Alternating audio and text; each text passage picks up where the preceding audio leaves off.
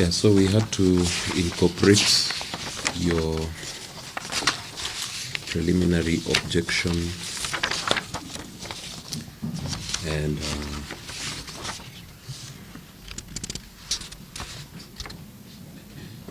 being a point of law, it takes precedence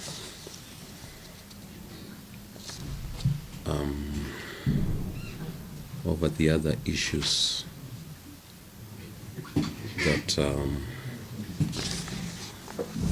that were raised by both the prosecution and the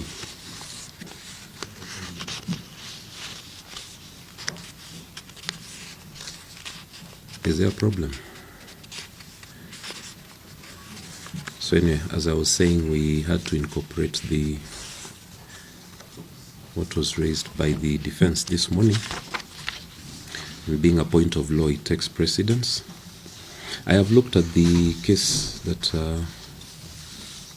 was presented in court, the case of Senator Johnston Muthama versus DPP and two others, 2015 EKLR. Yes, it's a 3-judge bench in the High Court, which made the determination concerning Section 96 of the Penal Code, where it was declared unconstitutional.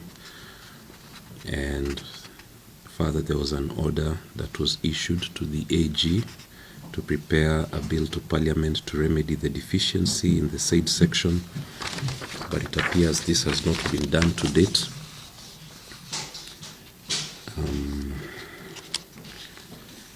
The prosecution has really not addressed themselves to this issue in any meaningful way, so it remains unchallenged. An unchallenged fact, that the said provision 96 of the Penal Code has been declared unconstitutional by a court of competent jurisdiction. It is also an unchallenged fact that the applicant herein has based his entire application solely under the provisions of Section 96 of the Penal Code. So the applicant essentially is seeking orders from the court to detain the respondent to investigate an non-existent offense. So the court cannot provide aid to such an effort, because the basis upon which the application has been made is fundamentally flawed, and the application really has no legal legs to stand on, so to speak. So there's nothing for this court to determine at this stage. And the only option available is to dismiss the application for being fatally defective, as it is not based on a valid legal provision, and the respondent is consequently discharged accordingly. Thank you very much.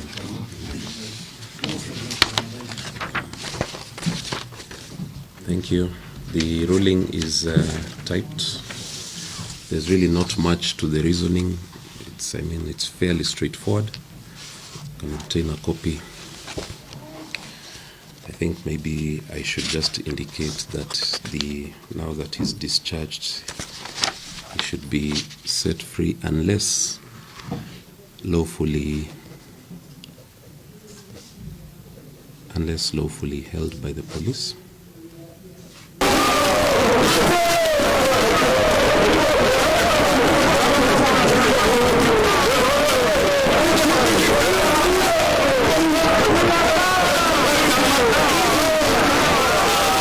Mheshimiwa wa bunge la kaunti la Nairobi la eneo la Korogocho aliweza kushtakiwa kwa kosa ambalo serikali ilisema kwamba alikuwa anaanzisha matamshi yenye kuleta shida na fujo katika taifa la Kenya.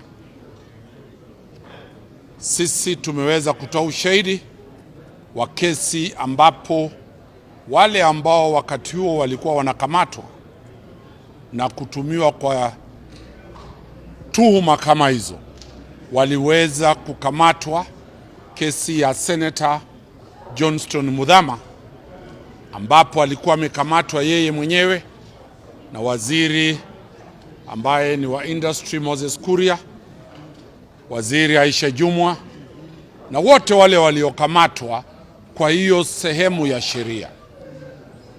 Kesi ilipoenda mahakamani, majaji watatu katika mahakama kuu ya Kenya, Justice Luka Kimaru, Justice Mativo na Justice Jesse Lesit, ambao ni majaji wakati huo wakiwa katika ile mahakama ya Constitution, waliweza kusikiza ile kesi na kusema kwamba sehemu ya 96 ya sheria za Penal Code zile zinatuhumu katiba ya Kenya, uhuru wa Kenya, na zikasema kwamba ile kipengele ni unconstitutional. Attorney General akapewa muda wa mwaka mmoja kuchukua ile bungeni na kupitisha ile sheria ili Mkenya yoyote asiweze kukamatwa kwa ile sheria. Serikali imetulia, ni sheria ambayo haimo. Baada ya miaka mitatu wamekuja kumkamata MCA wa Korogocho kwa sheria ambayo haijulikani. Tumeweza kuonyesha mahakama kwamba ile ni siasa, ile ni fujo, ni njia za kugandamiza wale wafuasi sugu wa chama cha Azimio, na mawakili wao nikiwaongoza tumesimama, na kwa sababu hiyo ameweza kuachiliwa, sababu hakuna sheria yoyote ya kuweza kumkamata. Sheria ile ilitupwa na mahakama kuu. Kwa hivyo tunashukuru mahakama kwa kusimamisha njia ambayo ilikuwa inaanza kufunguliwa ya kushika wale ambao wana msimamo tofauti na serikali iliyo uongozini. In summary, we presented a petition before the court that has declared Section 96 unconstitutional, and we gave the evidence that Justice Lesit, Justice Mativo, and Justice Luka Kimaru declared Section 96 unconstitutional. I did put it to the court and I put it to the public that we are now heading to the time of the old era where people were being arrested, arraigned in court. Thank God the judiciary nowadays is firm, is not going to bend to any excessive force applied to it. And out of it, Mheshimiwa is now free completely. And we said as Azimio leader, lawyers, the majority leader is here. He'll talk about it. Mheshimiwa will address his constituents that the law will not be bent under my watch as the lead counsel for Azimio.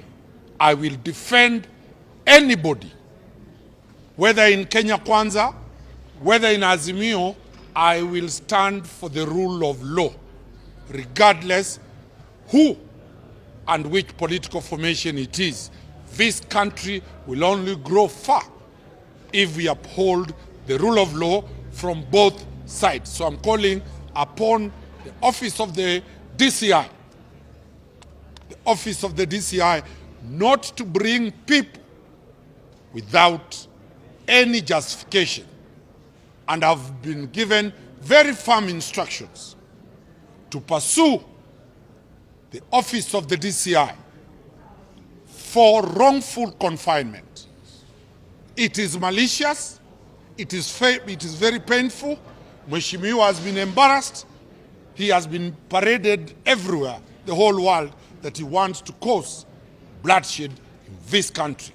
Yet there is no offense to that effect. So we'll be moving to court tomorrow immediately to start a malicious prosecution and detention of my client without any lawful or legal reasons as to why this was done. So, we have put government on notice. Allow me to call the majority leader to represent all the elected leaders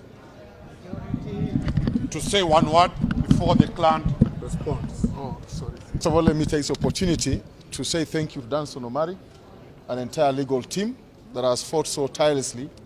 I believe for them to get this right, they didn't sleep yesterday. Despite the fact our leader was also not sleeping in a prison, I believe also our lawyers didn't sleep yesterday. True. First of all, thank you so much for the dedication and for the good work well done. Thanks. For the cause of democracy and the cause of this future of this country. Number two, I want to thank all the members of the County Assembly for being in solidarity with our leader, all the members of Korogocho Ward, all the media team who highlighted this.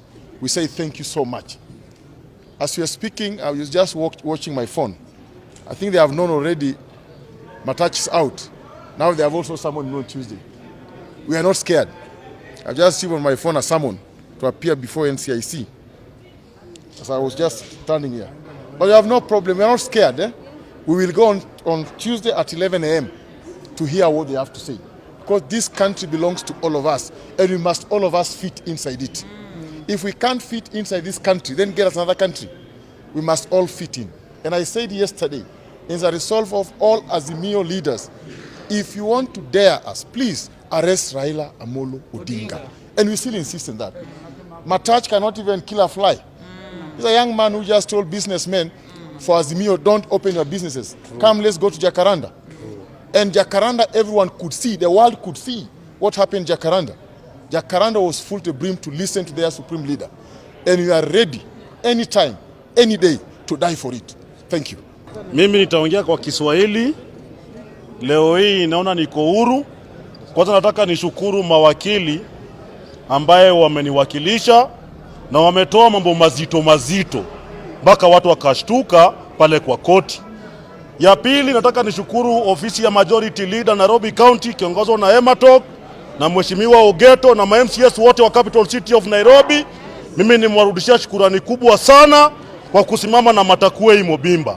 Na wale watu ambao wametoka kila kona, from Kibra to Mathare to Ruaraka, everywhere Lang'ata, nimeona kweli matakue Imobimba yuko imara. Na ile timu yangu ya town ya jeshi ya Kamawe, bomb squad to go gangari. Sawa sawa. Na mimi nataka nirudishie Mheshimiwa Raila Amolo Odinga shukurani kwa sababu yeye ndio baba wa mababa. Yeye ndio father wa mafadhe. Kwa hivyo sisi hatutatishiwa. Majority Leader, mimi nitasimama na wewe kwa sababu ulisimama na mimi. Nikikupigia simu unashika, una respond immediately with effect. Kwa hivyo mimi nataka niseme, muniwache niende kwangu, niende nipapase bibi yangu hata kidogo. Sawa sawa. Kwa hivyo nashukuru watu wa Nairobi na wakili Omari. Wewe ni wakili jasiri. Wakili Greg, wakili jasiri. Wakili Osawe, wakili jasiri. Tuko na madama pa mrembo, tunasikia akimwaga maneno. Wakili pale akimwaga maneno. The young man pale anaitwa Wamboi ama nani? Kemboi yako hapa. Kwa wapi Kemboi? Lola mdogo, kijana mdogo, na kuombea mema kwa kazi yako ya wakili.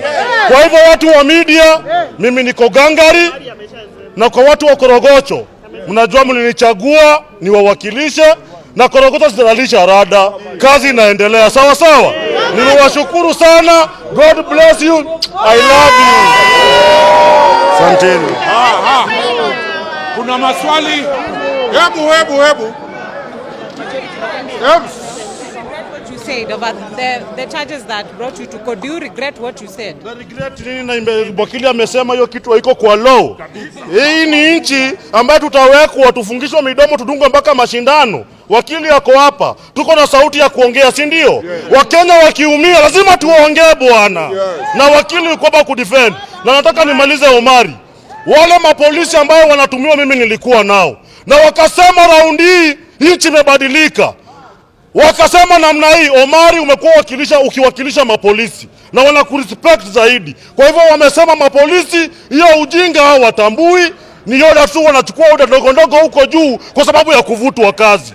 Kwa hivyo mimi nataka niambie Omari, ile kazi unafanya kwa mahakama, mapolisi wanakubaliana na wewe. Na uende uwakalisha zaidi, wakifanyiwa makosa washughulikie. Asanteni.